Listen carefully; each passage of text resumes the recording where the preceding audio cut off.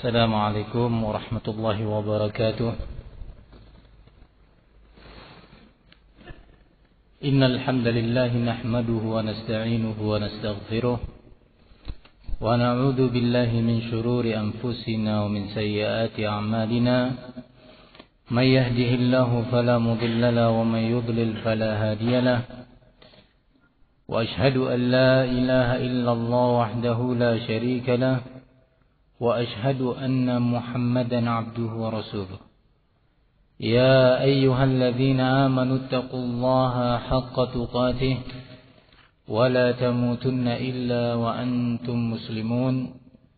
يا أيها الناس اتقوا ربكم الذي خلقكم من نفس واحدة وخلق منها زوجها وبث منهما رجالا كثيرا ونساء واتقوا الله الذي تساءلون به والأرحام إن الله كان عليكم رقيبا.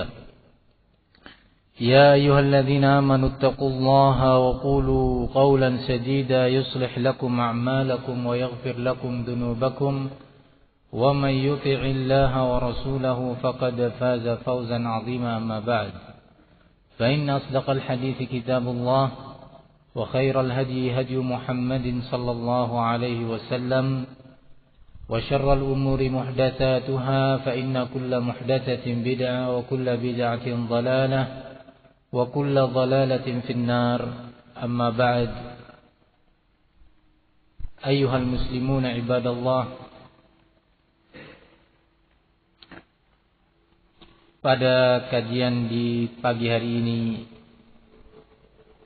pada hari Sabtu tanggal 22 atau 23 Dzulqa'dah 1431 Hijriah, di masjid yang biasa dilaksanakan kajian-kajian ilmiah Ahli Sunnah wal Jamaah. Semoga Allah merahmati semua yang hadir dan merahmati takmir masjid serta semua pihak yang membantu pelaksanaan kajian-kajian seperti ini.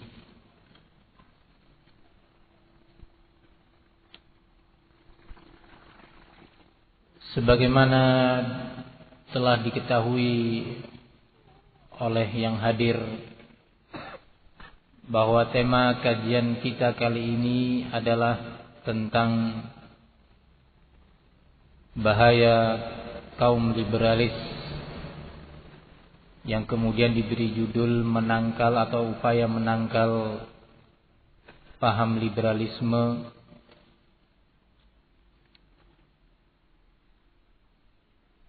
Namun setibanya saya di kota Jogja kemarin sore, saya menyaksikan langsung pengaruh musibah yang sedang menimpa penduduk kota atau provinsi ini, dari meletusnya Gunung Merapi yang tidak jauh dari tempat kita tinggal ini. Ketika saya mendengar berbagai peristiwa yang terjadi dan berbagai ungkapan pernyataan yang dilontarkan terkait dengan musibah ini, saya terpanggil untuk memberikan sedikit waktu atau sebagian waktu dari kajian di pagi hari ini untuk memberikan nasihat, wasiat dan teguran, peringatan untuk semua kita, siapapun dia dan dimanapun dia berada, sebagai apapun dia berposisi. Kajian kita di siang hari ini, lebih tepatnya saya beri tema kajian peduli umat dan bangsa, bahwa peduli umat dan bangsa itu adalah suatu ciri utama atau salah satu ciri utama seorang muslim. Dia punya kepedulian terhadap saudara muslim yang lainnya. Dia punya kepedulian terhadap negeri yang dia tinggal di sana. Ketika kita mendengar berbagai musibah, bencana alam dengan berbagai bentuknya, entah itu gempa bumi atau gelombang tsunami atau gunung meletus dan yang lainnya,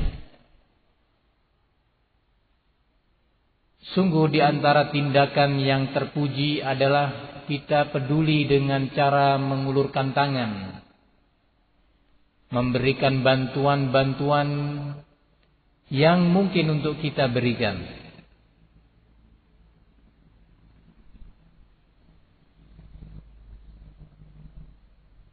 Namun mengingat intensitas dan frekuensi musibah yang menimpa negeri ini dari waktu ke waktu yang tidak lama jaraknya, kadang-kadang hitungan hari atau hitungan pekan, berentet di tempat-tempat yang berbeda. Belum usai kita berbicara tentang musibah yang pekan lalu terjadi, kita dihadapkan dengan ancaman musibah berikutnya. Belum kita selesai mencari solusi dan jalan keluar dari ancaman musibah ini, tiba-tiba datang musibah dari arah lain. Dari arah yang tidak dikira, tidak disangka. Dan umat pun atau keumuman masyarakat sibuk mengerahkan tenaga dan pikiran yang mereka miliki untuk meringankan beban. Pemerintah kita pun sibuk dan mengeluarkan segala yang dimilikinya untuk mengatasi berbagai musibah ini. Bantuan dana, bantuan pangan, bantuan kesehatan, bantuan ini, pembenahan, pembangunan ulang. Terus kita tidak pernah selesai dari urusan seperti ini. Sehingga kita melihat cenderung tenaga, biaya dan pikiran yang sudah sedikit dan menipis stoknya itu semakin terkuras. Tenaga kita semakin terkuras. Sementara kita masih akan melakukan perjalanan jauh. Tentunya perjalanan jauh yang dimaksud itu adalah perjalanan menuju akhirat. Untuk kita berbenah diri. Sebentar lagi musibah sana dikeluarkan ratusan miliar atau bahkan triliun atau lebih. Musibah berikutnya dikeluarkan biaya lagi, besar lagi. Belum lagi efek-efek negatif lainnya. Dengan munculnya berbagai komentar-komentar di mana memang muslimin di negeri ini dan tentunya juga di negeri lain, karena kebetulan kita hidup di negeri ini, maka pembicaraan kita tentang negeri ini. Belum lagi muslimin di negeri ini menghadapi musuh-musuhnya yang hendak menghancurkan umat Islam dan bangsa ini, menghancurkan negeri ini dengan berbagai cara. Maka musibah-musibah yang terjadi ini oleh berbagai pihak itu dimanfaatkan. Ada yang memanfaatkan untuk kepentingan ekonomi tertentu. Ada yang memanfaatkannya untuk kepentingan politik. Kalau saya katakan kepentingan ekonomi tertentu itu bisa pribadi, bisa sebuah perusahaan, bisa yang lainnya.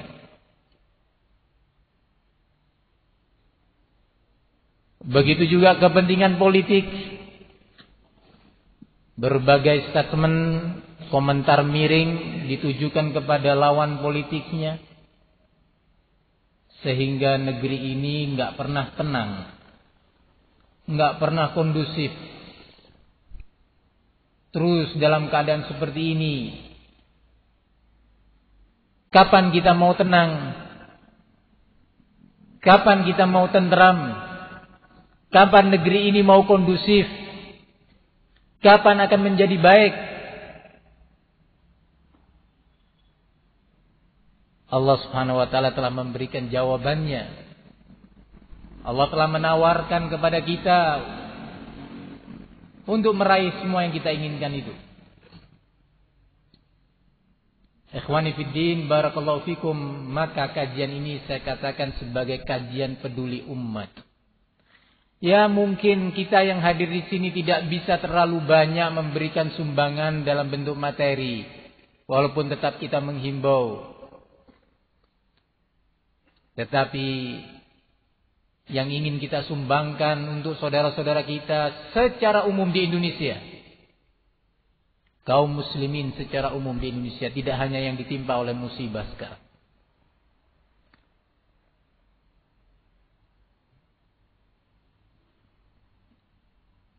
Yang juga tadi saya katakan musibah dan malapetaka itu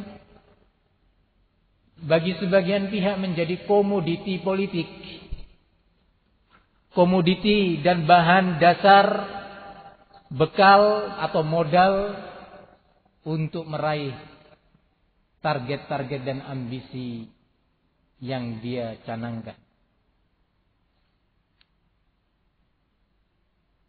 Saya kira masyarakat Indonesia menjadi pandai sekarang, pandai membaca keadaan ini, karena terlalu sering, tanpa harus disebutkan contoh satu persatu, masyarakat Indonesia sudah menjadi pandai sekarang. Maka dari itu, marilah wahai kaum muslimin, bangsa Indonesia, umat Islam, ayo kita peduli. Jangan sampai terus-terusan siang, malam, pagi, sore kita menantang Allah Subhanahu wa ta'ala. Ingatlah wahai kaum muslimin dan seluruh umat, kita ini semua fakir, kita semua ini miskin, kita semua ini lemah. Wa khuliqal insanu dha'ifa. Sungguhnya manusia itu diciptakan dalam keadaan lemah, dhaif. Sementara Allah menyatakan, Rabbul Alamin memberitakan kepada kita, Ya ayyuhan nas, antumul fuqara'u ilallah, wallahu huwal ghaniyul hamid. Iyasha yudhibkum, wa ya'ti bi khalqin jadid, wa ma dzalika 'ala Allahi bi'aziz. Wahai sekalian manusia, sesungguhnya kalian semua itu fakir, fuqara kepada Allah. Apa maknanya fuqara? Yakni kalian semua butuh kepada Allah. Untuk berislam butuh Allah. Untuk bisa datang ke masjid butuh Allah. Untuk bisa meninggal dunia dan wafat dalam keadaan muslim butuh Allah. Untuk bisa menyelamatkan dirinya dari musibah butuh Allah. Untuk menyelamatkan negerinya butuh Allah. Wallahu huwal ghaniyul hamid. Sementara Allah adalah al-ghani, yang maha tidak butuh kepada siapapun. Al-hamid, tetapi di waktu yang sama Allah itu terpuji. Bukan seperti manusia. Kalau sudah merasa enggak butuh, cenderung melakukan perbuatan-perbuatan tercela. Innal insana la yabgha an ra'ahu istaghna. Sungguh manusia itu akan melampaui batas, bermaksiat kufur ketika memandang dirinya telah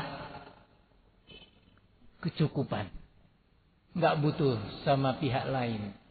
Cenderung sombong dan melampaui batas. Itu manusia. Tetapi Allah Al-Ghani, di waktu yang sama dia Allah Al-Hamid, yang maha terpuji dalam semua tindakan, terpuji dalam semua kebijakan yang telah ditentukannya, terpuji dalam semua takdir yang telah digariskannya.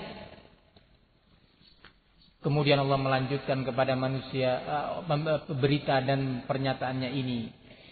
Iya sya'yudhibkum. Kalau Allah berkehendak, ini sebagai penegasan bahwa Allah enggak butuh sama kita. Allah tidak butuh kepada kita semuanya. Iya sya'yudhibkum. Kalau Allah berkehendak, Allah akan binasakan kalian ini semuanya. Kalau Allah memang berkehendak, Allah hancurkan, habis. Tidak tersisa satupun. Wa ya'ti bi khalqin jadid. Dan Allah akan mendatangkan makhluk baru.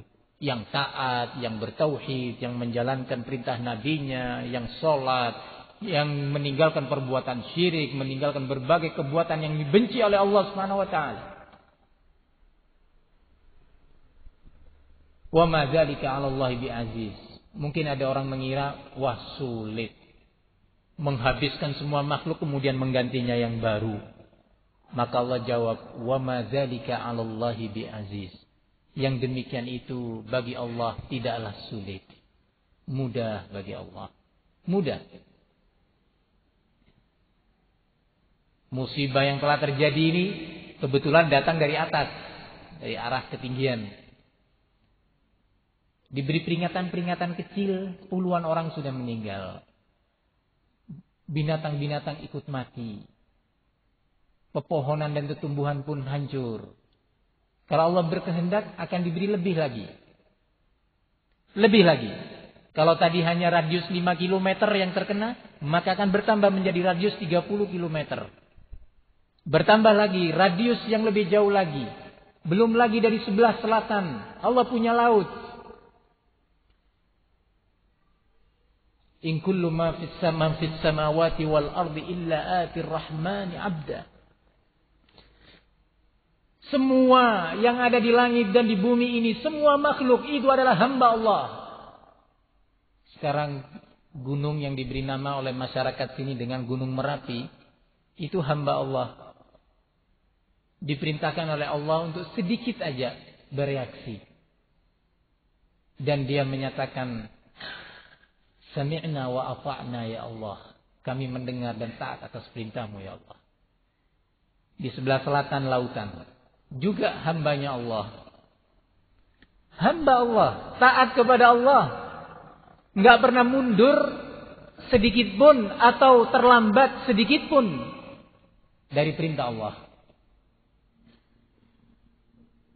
Maka para hadirin kaum muslimin, saudara saya seiman, bangsa Indonesia terkhusus yang muslimin, bagi yang belum muslim, taubatlah kembali kepada Islam. Cepat memeluk agama Islam. Dan yang muslim yang telah mengucapkan la ilaha illallah, ayo berbenah diri. Terapkan la ilaha illallah yang kalian ucapkan dengan sebenar-benar pengamalan dan penerapan. Ikhwani fid din, barakallahu fikum. Tidaklah musibah yang menimpa umat ini kecuali memang disebabkan oleh dosa-dosa umat. Jangan terlalu banyak beranalisa. Jangan terlalu banyak berkomentar. Kembalikan kepada Al-Quran. Di situ ada obat dan jawabannya.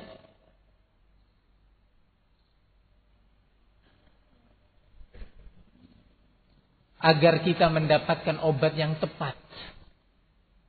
Tidak habis energi. Kalau salah obat, berbahaya kepada seluruh anggota tubuh yang lainnya. Kemaksiatan itu bermacam-macam. Yang anehnya, ledakan Gunung Merapi beberapa hari yang lalu dijadikan sebagai bahan. Ini disebabkan, coba perhatikan baik-baik, karena para pejabat sudah banyak yang korup.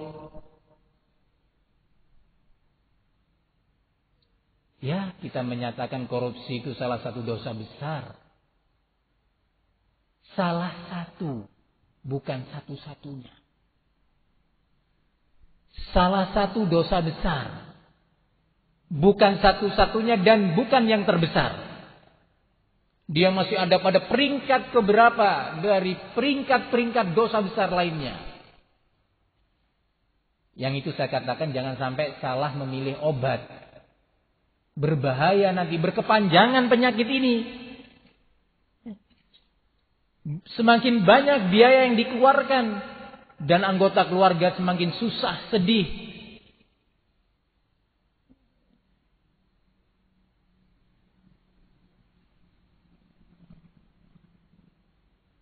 Memang benar korupsi itu harus diberantas. Tetapi sebelum kita berbicara tentang yang lainnya, korupsi itu tidak hanya terjadi pada pejabat-pejabat atas, tetapi mulai dari tingkat bawah, mulai dari seorang buruh tani yang diberi tugas untuk menyebarkan pupuk oleh pemilik sawah. Pupuknya 1 kintal yang dipakai hanya 60 kilo, yang 40 kilonya kemana? Ya. Mulai tingkatan bawah. Keluhan ini terjadi di masyarakat kecil. Seorang buruh di sebuah perusahaan, dia nggak jujur. Ada beberapa peralatan milik perusahaan yang masuk ke kantongnya atau tas kerjanya. Ini juga korupsi. Jadi berbicara korupsi ini, jangan sampai telunjuk kita hanya ke atas saja. Ya memang dari bawah sampai ke atas, dari atas sampai ke bawah. Dan yang di atas itu tidak mungkin menjadi baik kalau yang di bawah tidak punya kemauan berbenah. Allah menyatakan wa kadzalika nuwalli ba'dadh zalimina ba'dhan bima kanu yaksibun. Dan demikianlah kata Allah, kami jadikan sebagian orang-orang yang berbuat kezaliman sebagai penguasa terhadap orang-orang yang berbuat zalim yang lainnya. Ya. Suatu hal yang mesti terjadi. Maka berbenah diri ini jangan hanya dijadikan satu pihak sebagai kambing hitam. Tetapi kita semua, saya dan antum, dan semua yang ada di jalan, yang sedang tidak peduli nampaknya dengan musibah dan peringatan Allah ini.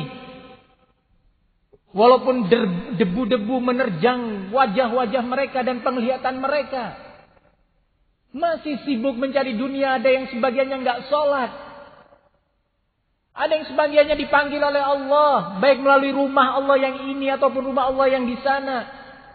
Nggak dijawab panggilan Allah. Padahal musibah masih di hadapan mereka ini. Ada yang masih bergurau, bersenda gurau. Para hadirin yang saya muliakan, maka dosa itu bertingkat-tingkat. Dan semua dosa punya andil, punya kekuatan untuk mengundang amarah Allah. Semua dosa punya andil untuk mendatangkan musibah. Semoga Allah mengampuni kita semua, saya dan antum, dan semua kaum muslimin. Semoga Allah memberi hidayah kepada kita, kepada kaum muslimin secara umum, kepada rakyat, kepada pemerintahnya, semuanya. Agar problem ini cepat selesai. berbicara tentang kemaksiatan yang dilakukan oleh kita, Allah Subhanahu wa taala menyatakan, "Dhaharal fasadu fil barri wal bahri bima kasabat aydin nas liyudhiqahum ba'dal ladzi 'amilu la'allahum yarji'un." Sungguh telah nampak kerusakan, bencana alam, musibah, malapetaka di muka bumi, di daratan dan di lautan, disebabkan oleh dosa-dosa yang dilakukan oleh manusia. Sengaja Allah timpakan berbagai musibah dan malapetaka itu, kata Allah, agar mereka mau tobat, agar mereka mau kembali, meninggalkan kemaksiatannya. Yang gak sholat agar sholat, yang masih main judi cepat kembali tobat, yang masih korupsi dengan segala tingkatannya, mulai tingkatan buruh sampai yang teratas, juga tobat kepada Allah, punya peduli kepada umat ini dan bangsa ini. Yang masih menentang tauhid dan penuh dengan kesyirikan dalam amal ibadahnya dan perbuatannya, cepat bertauhid kepada Allah dengan sebenar-benarnya. Yang masih sering menyelisih Rasulullah dalam berbagai praktek amalia ibadahnya ataupun yang lainnya, cepat taati Nabi. Ini namanya peduli terhadap bangsa, peduli terhadap negeri ini, supaya tidak berlarut-larut malapetaka ini terus menimpa negeri kita, terus.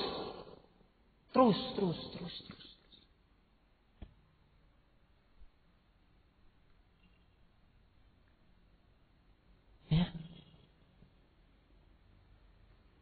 Para hadirin yang saya muliakan,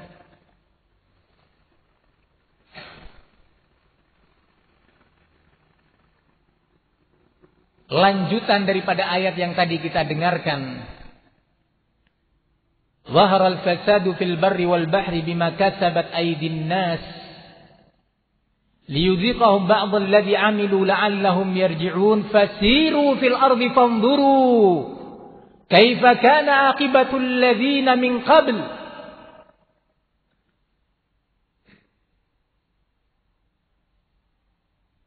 Hendaknya kalian itu berjalan di muka bumi dan melihat yang terjadi di muka bumi, berbagai negeri hancur akibat perbuatan mereka. Lihat dan baca sejarah. Nggak perlu di masa kita ini keliling untuk melihat itu semua, tapi cukup dengan informasi yang ada. Beberapa waktu yang lalu di Irian Jaya, banjir lumpur, ratusan orang katanya meninggal. Beberapa waktu yang lalu juga di pulau Mentawai, iya. Gelombang tsunami. Katanya sudah diumumkan aman. Masyarakat sudah pada naik ke daerah atau dataran tinggi. Diumumkan oleh pihak terkait sudah aman, kalau mau turun silahkan. Ya subhanallah, wahai manusia fuqara, antum itu lemah. Sekolah setinggi apapun lemah, karena yang punya bumi nggak ridho kepada kalian.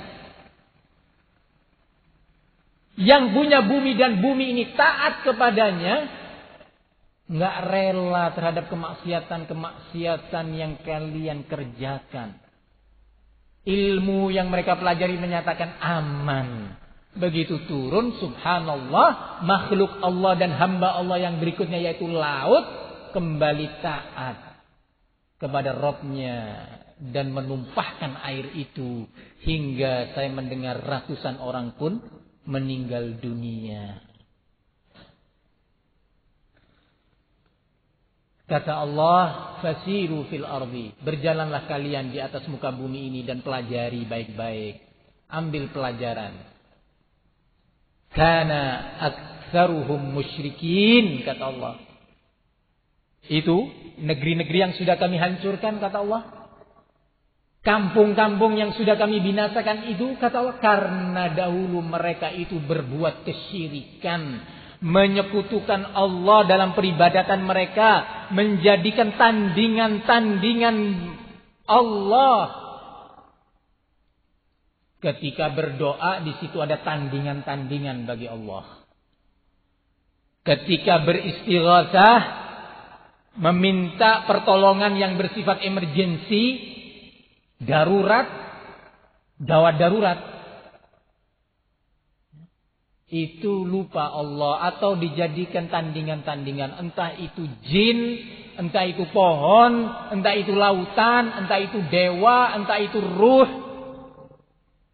arwah-arwah.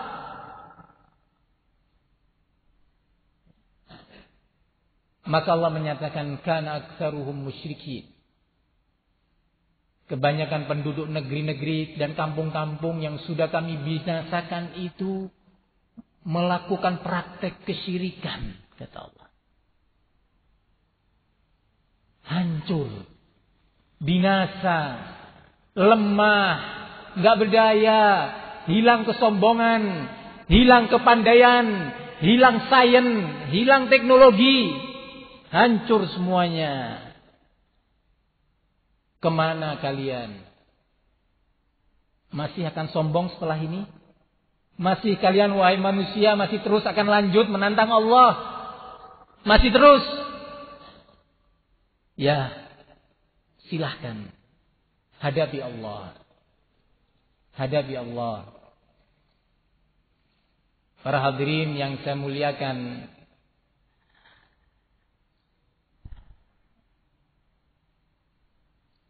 nasihat buat saudara saya seiman, seislam yang saya cinta kepada mereka, cinta dan sayang.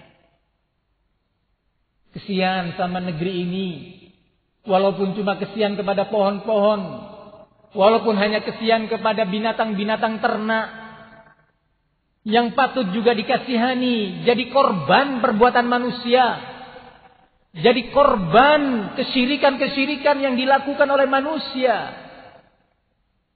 Di antara mereka ada yang tenggelam, di antara mereka ada yang terbakar, di antara mereka ada yang mati terkapar. Korban-korban manusia.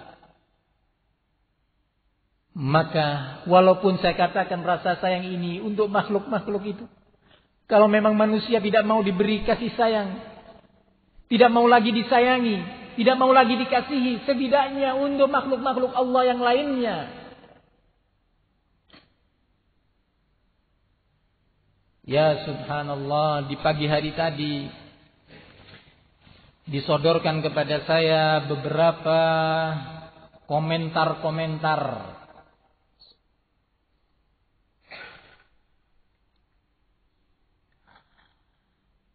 dari berbagai pihak dan kalangan. Terserah niatnya apa, karena urusan niat itu urusannya Allah.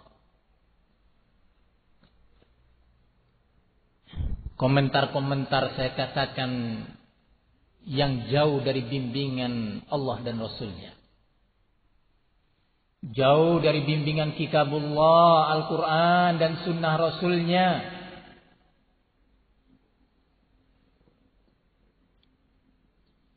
Padahal kita diperintahkan oleh Allah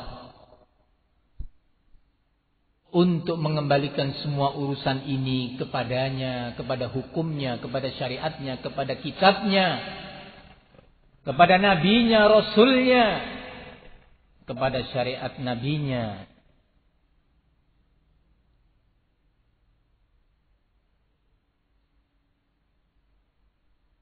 Allah subhanahu wa ta'ala menyatakan, wa makhtalaftum fihi fahukmuhu ilallah.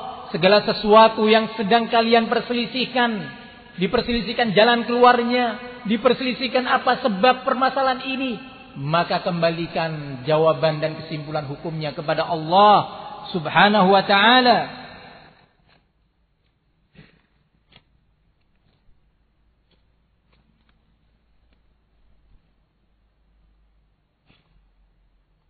Allah subhanahu wa ta'ala juga menyatakan di dalam surat An-Nisa, فَإِن تَنَازَعْتُمْ فِي شَيْءٍ فَرُدُّوهُ إِلَى اللَّهِ وَالرَّسُولِ إِن كُنتُمْ تُؤْمِنُونَ بِاللَّهِ وَالْيَوْمِ الْآخِرِ. Jika kalian berselisih dalam suatu permasalahan yang kalian hadapi. Ya, sekarang umat berselisih, saling menuduh, saling melempar kesalahan. Apa sebabnya? Siapa yang menjadi penyebabnya? Kenapa begini? Dan kenapa begitu? Maka Allah menyatakan, fa in tanaza'tum fi syai'in farudduhu ila Allahi war Rasul. Jika kalian berselisih dalam suatu perkara, dalam suatu urusan, maka kembalikanlah jawabannya kepada Allah dan Rasulnya jika kalian benar-benar beriman kepada Allah dan hari akhir. Berarti semua pihak, pribadi ataupun kelompok ataupun masyarakat ataupun negara, yang tidak mau mengembalikan solusi permasalahan yang mereka perselisihkan kepada Allah dan kepada nabinya, yakni kepada kitabullah Al-Quran dan sunnah nabinya, maka sungguh dia bukan tergolong orang-orang yang benar-benar beriman kepada Allah dan hari akhir, walaupun mengklaim keimanan kepada Allah dan hari akhir. Karena Allah menyatakan, in kuntum, jika kalian benar-benar tu'minuna billah, beriman kepada Allah, wal yaumil akhir, dan hari akhir. Wahai saudara kami se-Islam, saya yakin kita semua, saya dan antum, adalah orang-orang yang beriman kepada Allah dan hari akhir. Beriman bahwa Allah pencipta, pemilik dan pengatur alam semesta.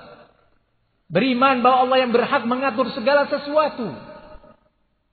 Beriman bahwa kita akan kembali dan bertemu Allah di hari akhir nanti. Ayo kita kembali bersama-sama. Kembali kepada Al-Quran. Kita lihat bagaimana Allah menjelaskan di dalam Al-Quran sebab-sebab kehancuran yang menimpa kita ini. Para hadirin yang saya muliakan, kita telah menyaksikan bagaimana Rasulullah SAW dan syariatnya, Rasulullah SAW dan sunnahnya, baik sunnah Nabi dalam urusan akidah, baik sunnah dan prinsip Nabi dalam urusan ibadah, ataupun akhlak dan muamalah, kehidupan sosial kemasyarakatan, rumah tangga dan yang lainnya, sudah mulai diinjak-injak oleh kaum muslimin sendiri. Bagi yang ingin tahu sejauh mana umat Islam telah menginjak-injak sunnah Nabi dan prinsip serta ajarannya, silahkan banyak-banyak membaca buku-buku dan kitab-kitab yang menyebutkan prinsip dan sunnah Rasulullah dalam berbagai kitab yang telah ditulis oleh para ulama terdahulu. Tidak usah terlalu jauh, yang mudah untuk dilihat dan dikenal oleh kaum muslimin, buka kitab Sahihul Bukhari. Jangan panjang-panjang kepada kitab-kitab yang lainnya.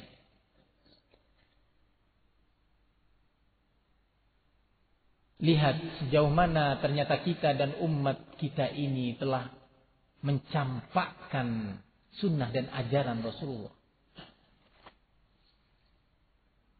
Ada yang mencampakkan sunnah dan ajaran Rasulullah dalam hal ibadah, sehingga beberapa praktek ibadah yang dilakukan sudah keluar dari bimbingan Nabi, cenderung mengikuti menurut perasaan dan kebiasaan.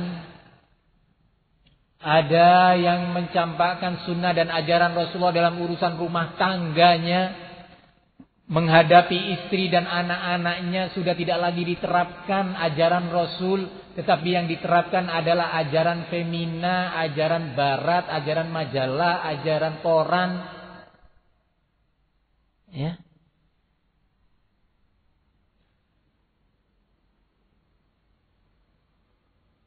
Kalau saya sebut majalah itu majalah femina karena kebetulan yang saya kenal yaitu, tetapi nampaknya di masyarakat sudah lebih banyak lagi. Bahkan yang lebih bobrok mungkin, ya, telah menyerang rumah tangga muslim.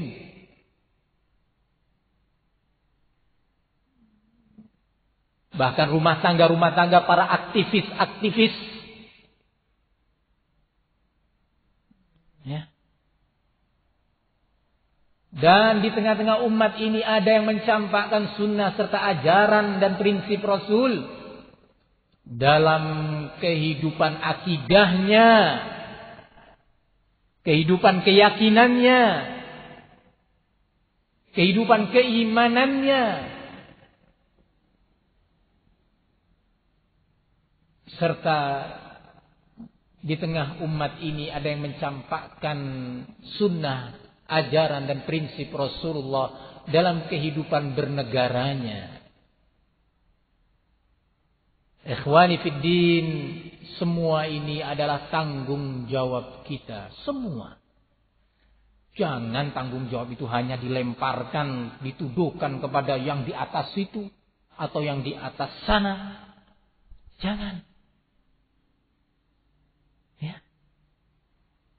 Semua, saya dan antum, rakyat seluruhnya, penanggung jawab. Apapun status dia sebagai penanggung jawab. Tingkat RT sampai yang ke atas. Perhatikan baik-baik ayat berikut ini. Yang berisi teguran sekaligus ajakan untuk kembali. Untuk umat dan masyarakat yang telah banyak menyelisihi prinsip dan ajaran Rasulullah. Yang saya katakan tadi, akhirnya yang menjadi korban adalah orang di sekitar kita, lingkungan di sekitar kita. Allah menyatakan, "Falyahdharil ladzina yukhalifuna an amrihi an tusibahum fitnah aw yusibahum adzabun alim." Sekali lagi yang saya bacakan ini ayat Al-Quran, wahai bapak-bapak. Wahai rakyat, wahai pemerintah, wahai aktivis, wahai kepala rumah tangga, wahai ibu rumah tangga, wahai para pendidik, wahai para wartawan, wahai para pengusaha. Yang saya bacakan ini adalah ayat Al-Quran, bukan analisa seorang tokoh, tetapi ayat. Allah menyatakan waspadalah, berhati-hatilah mereka-mereka yang menyelisih perintah Rasul, menyelisih akidahnya, prinsipnya, ajarannya, walaupun satu prinsip, walaupun satu sunnah, walaupun satu ajaran dari Rasul. Hati-hati. Karena yang diselisihi atau yang dilanggar ini manusia utusan. Utusan Rabbul Alamin. Kalau sekarang ini datang ke kita atau ke rumah kita utusan bupati atau utusan gubernur datang ke rumah. Wah, kita sambut dengan baik, luar biasa. Dengan penuh sopan santun. Ya. Dengan menggunakan bahasa yang paling halus. Maka manusia yang namanya Muhammad bin Abdullah ini utusan yang punya alam semesta. Bukan yang punya kabupaten atau punya provinsi atau punya republik dan yang lainnya. Yang punya alam semesta. Yang punya gunung Merapi. Yang punya gunung atau lautan selatan ini. Tetangga-tetangga kita ini. Makhluk-makhluk tetangga. Lah ini utusannya. Kalau sedang berbicara, tolong dengarkan baik-baik pembicaraan sang utusan ini. Dengan penuh kesopanan dan kehati-hatian. Ya. Kalau kita berbicara di hadapan utusan gubernur, utusan presiden, dalam keadaan kolbu kita nggak ikhlas, nyambutnya tuh hanya manis di bibir saja, nggak ikhlas. Sang utusan ini nggak tahu kalau kita nggak ikhlas, apalagi gubernurnya ataupun bupatinya. Tetapi kalau berhadapan dengan utusan sang Rabbul Alamin, kita hanya secara zahir menampakkan kesanggupan menerima perintah dan wasiat. Namun secara batin kita nggak ikhlas. Maka Rabbul Alamin mengetahui itu semua. Rabbul Alamin yang alimum bidzatis sudur, maha mengetahui segala sesuatu yang tersembunyi di sanubari makhluknya, mengetahui itu semua. Berarti jangan main-main. Termasuk ketika kita hadir di sini, ketika saya berbicara dan ketika antum duduk, hati-hati. Sedang berhadapan dengan Allah. Ikhlaskan niat, luruskan kemauan dalam rangka mendapatkan hidayah. Kita duduk di sini dalam rangka ikut peduli kepada umat Islam dan bangsa ini. Luruskan niat untuk mendapatkan ilmu yang bermanfaat, yang bisa menepis syubhat dari kita dan menyelamatkan kita dari kungkungan syahwat. Ikhwani fid din, barakallahu fikum.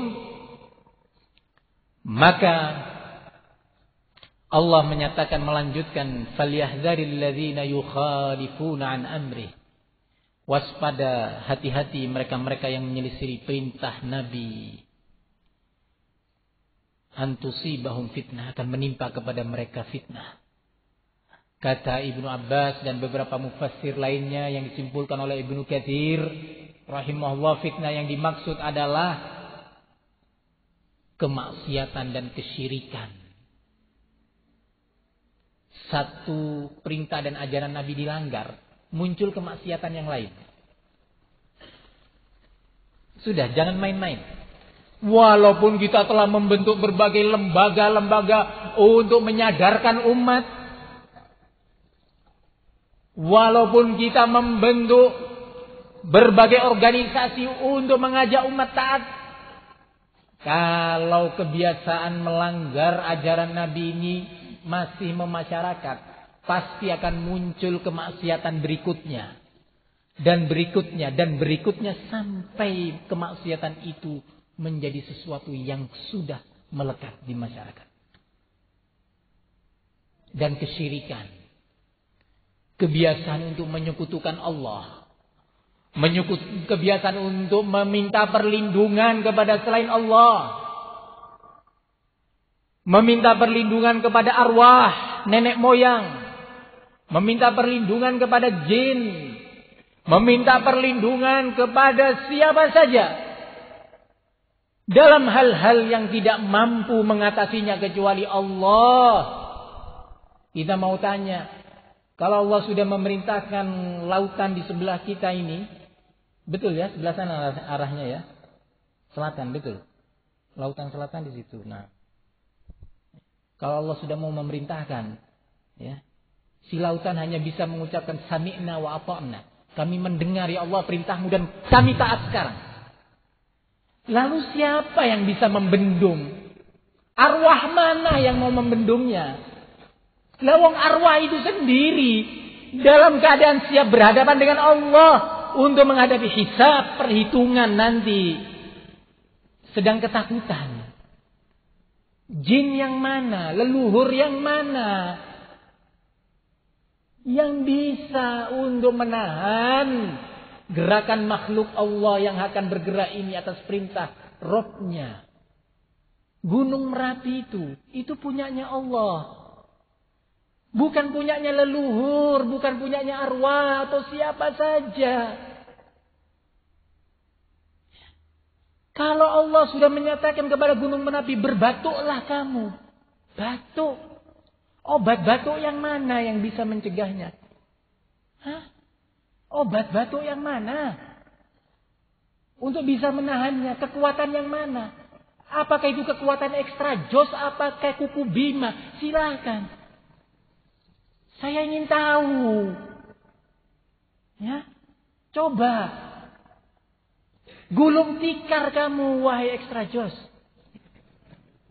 Ya. Sak pabrik-pabrikmu hancur. Kalau makhluk Allah yang satu ini sudah menyatakan sami'na wa ata'na ya Allah. Jangan banyak-banyak, tapi batuk cukup.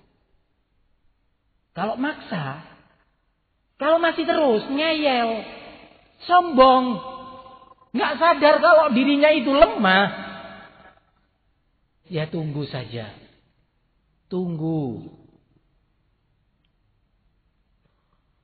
Wahai saudara saya kaum muslimin, siapapun Anda, berposisi pada apapun Anda bertanggung jawab. Ayo kembali bertaubat. Ayo jalankan syariat Allah. Jalankan ajaran Nabi, sunnah dan prinsipnya. Jangan kemudian ada pembisik-pembisik yang berbahaya. Hati-hati dari pembisik-pembisik. Yang saya khawatir para pembisik ini seperti yang diberitakan oleh Nabi, wa sayaqumu fihim rijalun qulubuhum qulubus syayatin fi jusmani insin. Dalam hadis Hudzaifah yang diriwayatkan oleh Al-Imam Muslim. Dan akan muncul nanti bagi mereka kaki tangan. Ya. Para kaki tangan. Yang kolbunya itu adalah kolbu syaitan, kata Rasulullah. Yang berada di tubuh manusia. Jadi jalannya memang manusia.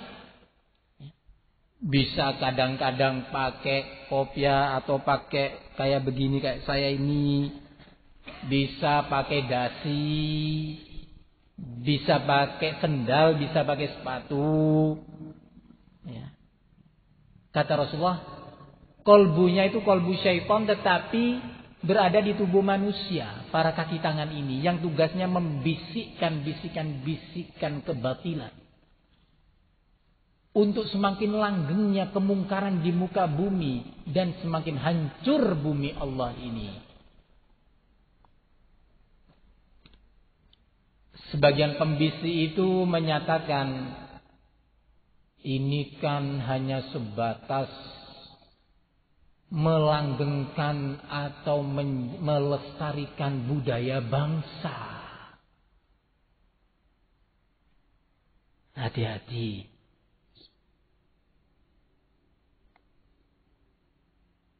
Hati-hati wahai saudaraku. Jangan sampai budaya bangsa itu mengalahkan syariat yang memiliki bangsa. Jangan sampai. Rasulullah sallallahu alaihi wasallam menyatakan kullu amrin jahiliyah mawdu'un tahta qadami. Seluruh urusan jahiliyah, jahiliyah itu segala sesuatu yang menyelisih ketentuan Allah dan Rasulnya, itu diberi nama jahiliyah. Bertingkat-tingkat jahiliyah itu. Kesimpulannya apa? Sekali lagi saya bantu dari penjelasan para ulama. Jahiliyah itu adalah segala urusan, segala aturan, segala kebiasaan yang menyelisihi wahyu Allah, Al-Quran dan sunnah nabinya. Apa saja? Aturan rumah tangga, aturan kampung, aturan daerah, aturan ini, aturan itu, kebiasaan ini, kebiasaan itu. Kata Rasulullah, seluruh urusan jahiliyah itu terletak di bawah telapak kakiku. Apa maksudnya? Harus tunduk. Harus tunduk. Jangan sampai kita menerima bisikan-bisikan. Masalah adat istiadat dan kebiasaan itu bukan hanya di negeri kita.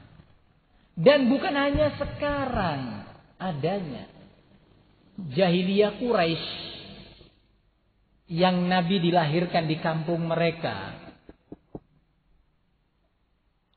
Nabi hidup pada waktu itu sebelum diutusnya sebagai Nabi. Ya di tengah-tengah orang-orang musyrikin Quraisy yang punya adat istiadat dan kebiasaan. Namun ketika Nabi Muhammad telah menerima wahyu, Allah menyatakan bahwa semua itu harus ditinggalkan. Kebiasaan adat jahiliyah itu. Tinggalkan. Dan kamu wahai Muhammad, Allah menyatakan, ya ayyuhal muddatsir, qum fa'anzir, wa rabbaka fakabbir, wa thiyabaka fatahhir, warrujza fahjur. Wahai manusia yang berselimut, yakni Rasulullah, yang ketakutan ketika menerima wahyu. Bangun kamu, beri peringatan manusia. Dan Rabbmu hendaknya engkau mengagungkan dan membesarkannya. Kemudian di akhir ayat yang saya bacakan tadi, warrujza fahjur, dan segala peribadatan kepada selain Allah, adat istiadat yang selalu memberikan sesajian kepada berhala-berhala, patung-patung orang soleh yang ada di sekitar Ka'bah, itu harus dihentikan wahai Muhammad. Jadi di antara adat istiadat Quraisy yang mereka adalah anak cucu Nabi Ismail, putra Ibrahim, itu adalah memberikan sesajian kepada monumen-monumen orang-orang soleh yang ada di sekitar Ka'bah. Yang hari semakin hari, bertambah hari semakin banyak monumen itu. Karena orang solehnya banyak. Ada Latta, ada Manah. Ya. Orang soleh di generasi ini diabadikan oleh orang kampungnya. Dipuja-puji sebagai tokoh penyelamat umat. Sebagai tokoh yang peduli umat. Sebagai tokoh yang sangat sayang kepada umat. Sehingga siap mengorbankan dirinya untuk umat. Maka untuk mengenang jasanya dan perjuangannya, buatlah monumen. Kemudian diusulkan oleh kampung dan kabilah tersebut untuk monumen itu ditaruh di sekitar Ka'bah. Muncul dari kampung lain tokoh baru lagi. Muncul di zaman berikutnya orang soleh lagi. Semuanya membanggakan orang solehnya masing-masing. Yang kemudian di Ka'bah itu, Ka'bah loh ini, ya, bukan candi, tapi Ka'bah yang dibangun atas wahyu. Instruksinya itu wahyu, bukan keputusan, bukan kepres ataupun apa lagi, perda dan yang lainnya. Wahyu Allah. Allah menyebutkan ini di dalam Al-Quran, wahai umat Islam yang kita sucikan. Al-Quran itu memberitakan bahwa Ka'bah itu dibangun atas perintah Allah yang dilaksanakan oleh nabinya yang mulia yaitu Ibrahim alaihissalam dengan putranya yang mulia yaitu Ismail. Ternyata dalam perjalanan waktu ilmu semakin terkikis. Di sisi lain syaitan terus-menerus tidak pernah putus asa untuk memperbanyak partainya atau anggota partainya masuk ke neraka nanti. Ya. Terus membisikkan amaliyah yang menyelisih sunnah dan ajaran Nabi Ismail dan Nabi Allah Ibrahim alaihissalam, pendiri Ka'bah. Hingga akhirnya ketika Fathu Makkah, ketika perang untuk menundukkan kota Makkah, menundukkan Quraisy di kota Makkah, terdapat 360 monumen. Ya. Yang sebagiannya Allah sebutkan di dalam Al-Quran. Waddan wa suwa'an wa yaghuzan wa ya'uqa wa nasra. Ini orang-orang soleh ini. Latta. Orang-orang soleh. Dihancurkan oleh Nabi dengan pasukannya pada waktu itu. Hancur, harus hancur. Nggak ada istilah jangan Nabi Muhammad. Sekedar mengenang perjuangan, mengenang pergerakan kita. Mengenang. Ini budaya negeri kita. Budaya negeri Mekah pada waktu itu. Budaya negeri termulia di muka bumi. Melebihi mulianya negeri Jawa. Nggak bisa dibandingkan kan? Iya kan? Mekah itu. Bendera tauhid di situ. Makhluk-makhluk Allah yang muslim ini berdatangan ke Mekah tiap tahunnya. Berjuta-juta manusia. Tidak kemudian Nabi, ini adalah budaya kampung saya dilahirkan, mau saya lestarikan. Ya. Enggak ada istilah itu. Rasulullah mengambil kampak dan yang semisalnya, seraya membacakan firman Allah, "Qul ja'al haqq wa zahaqal batil, innal batila kana zahuqa." Sungguh telah datang al-haq dan hancur kebatilan itu. Sungguh kebatilan itu akan sirna, kata Rasulullah. Terus Rasulullah membacanya. Hancur. Selamat. Tentram negeri Mekah. Tentram negeri Madinah. Allah wujudkan ketentraman dan kesejahteraan. Wibawa umat Islam. Tidak pernah terjadi kewibawaan umat Islam seperti wibawa yang pernah diraih oleh para sahabat Nabi di bawah pimpinan Rasulullah Sallallahu Alaihi Wasallam. Hancur itu semua. Ya. Sampai-sampai dalam salah satu pertempuran yang dipimpin langsung oleh Nabi, suatu waktu, di waktu tersebut ada beberapa sahabat yang baru masa keislamannya. Masih baru masa keislamannya. Sebelum ini dia termasuk orang-orang yang masih di bawah agama jahiliyah, adat istiadat jahiliyah. Ketika masuk Islam, ya belum banyak mengerti tentang Islam. Ketika bertempur, saat itu pasukan sedang lelah, perjalanan jauh, ya. Maka istirahatlah mereka di sebuah padang. Ada yang duduk beristirahat, layah-layah lah di bawah pohon yang sana, ada yang di sebelah sana, ada yang di sebelah situ.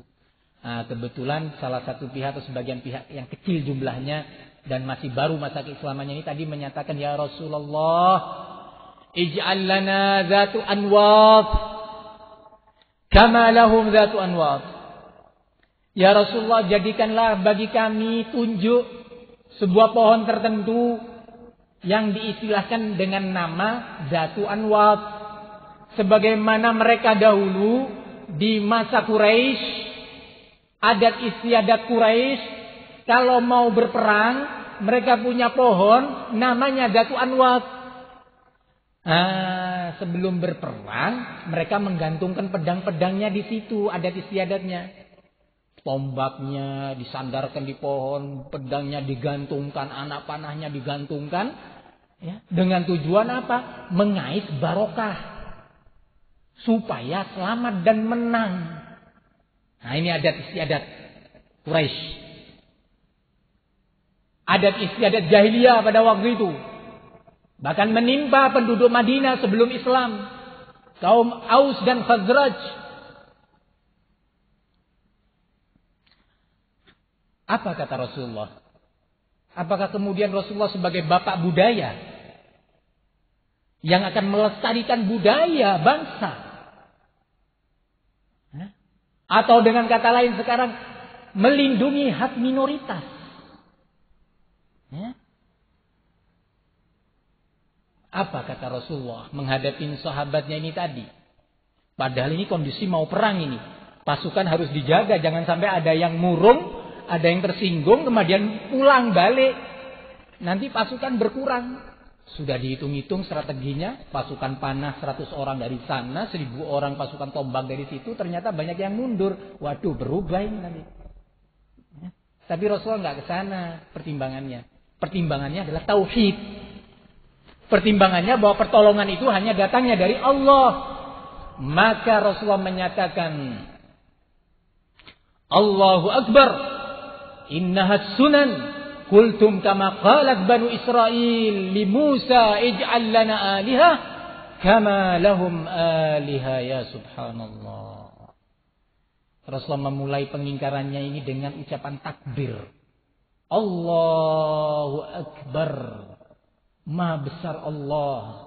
Sebagai bentuk pengingkaran kepada ucapan mereka yang mau mempertahankan adat istiadat. Ketika mereka telah berislam, demi Allah, kata Rasul, ucapan kalian ini sama seperti ucapan Bani Israel yang meminta kepada Nabi Musa, wahai Nabi Musa, jadikanlah, tunjuklah, rekomendasikanlah untuk kami sebuah Tuhan. Sebagaimana mereka itu juga punya Tuhan-Tuhan, sesembahan-sesembahan, leluhur-leluhur.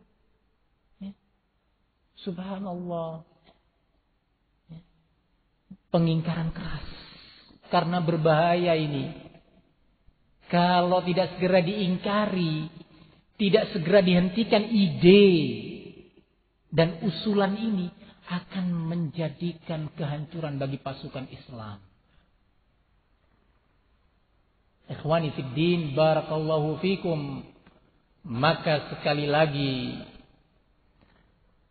sadarlah wahai umat Islam, kembalilah kepada Islam. Kembalilah kepada aturan Al-Quran dan Sunnah Rasulullah Sallallahu Alaihi Wasallam. Yang dulu katanya, ini mau menyaingi Allah. Sudah sekarang insya Allah menurut perkiraan berdasarkan ini yang ahli teknologi menyatakan sudah aman karena tanda-tanda sudah tidak ada, getaran-getaran sudah mulai berkurang, ya. Suhu udara begini dan begitu, maka aman. Sudah kadung terlanjur, orang-orang sudah aman. Pulang nyetel lagi yang dangdutan, yang main judi, yang gak sholat, yang mau nonton Manchester, yang mau ini dan itu. Wah, tiba-tiba lu salah hitung. Kalau salah ngitung, salah pakai rumus ketika ujian nasional atau ujian masuk perguruan tinggi, pol-polnya gak diterima di UMPTN kan? Iya. Nah, kalau salah hitung ini tadi, salah rumus, ya, salah memasukkan angka, yang jadi korban nyawa-nyawa dan darah manusia. Ternyata kalian ini memang fakir, lemah, bodoh. Ya.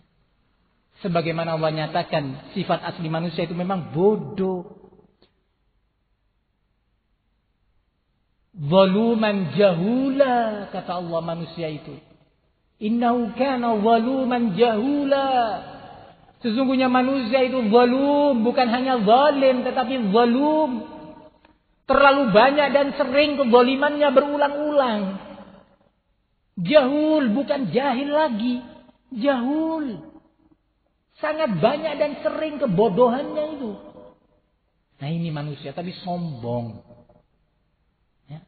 Mentang-mentang sudah sekolah kepada orang-orang kafir, ya. Minder terhadap orang-orang barat, minder sama John, sama Max, sama Ivan Lendl, sama siapa lagi, pokoknya orang sana, orang barat itu. Ya, ini satu pihak lagi menyatakan berdasarkan wangsit yang saya terima setelah melakukan meditasi selama 2 hari 2 malam, ya, bahwa Gunung Merapi itu aman. Ya. Meditasi itu apa sih? Bertapa ya, atau bersemedi, begitu. Mungkin bahasa lamanya itu begitu. Bahasa dulu sering saya terima itu katanya namanya bersemedi. Ya. Allahu a'lam, betul apa enggak itu? Hah? Karena meditasi ini bahasanya orang sana juga. Nah, orang jauh situ. Selama 2 hari 2 malam mendapatkan wangsit bahwa Merapi aman. Ya subhanallah, ya subhanallah, ya dhaif.